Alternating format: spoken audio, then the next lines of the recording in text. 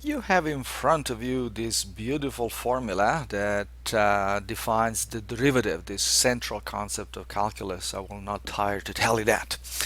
But if you remember from high school, the main frustrations with this formula came not so much from the understanding the definition, understanding that it is a slope, but from actually working it out. And I'm sure that you're looking forward to the day when we're going to look at differentiation rules and be able to use those. But again, we need to go deeper and we need to understand how to use this formula, not only how to define it, because that is the essence of what a derivative is. So here are a few hints for you on how to compute the derivative of a function.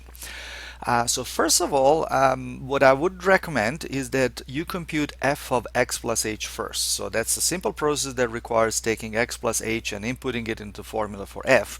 But if you do that first and then focus focus on that one before actually going on and computing the rest, quite often you'll find that the whole process becomes a lot easier. Because after you have computed f of x plus h, all you have to do is put it inside the defining formula. So f of x plus h you have already computed. F of x, well, it's the original function, and so it's given to you. And so that limit is easy to set up. Now, of course, we still have the problem of evaluating the limit, and this is where you need to use all the techniques that we have learned so far. But again, splitting it out in these three steps can make your life in terms of computing the derivative from the definition a lot easier.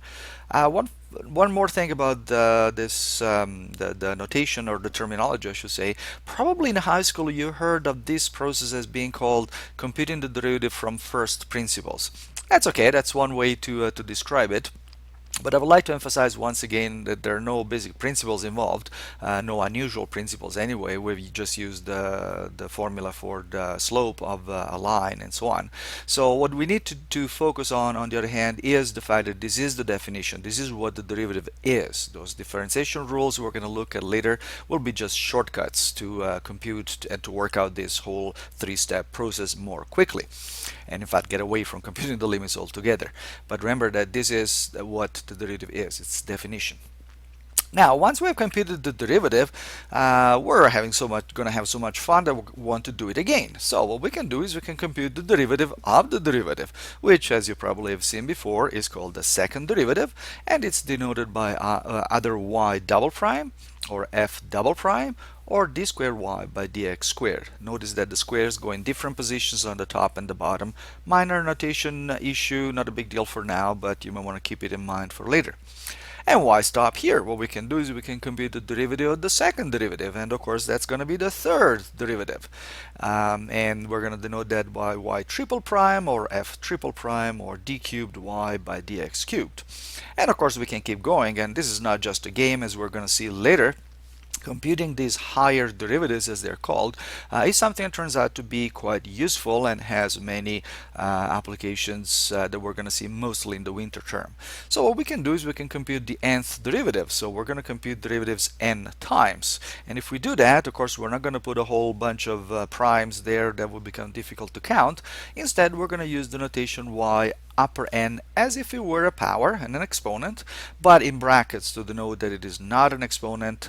We're not taking powers, we're taking derivatives. The corresponding functional notation will be fn of x, again with the n in brackets.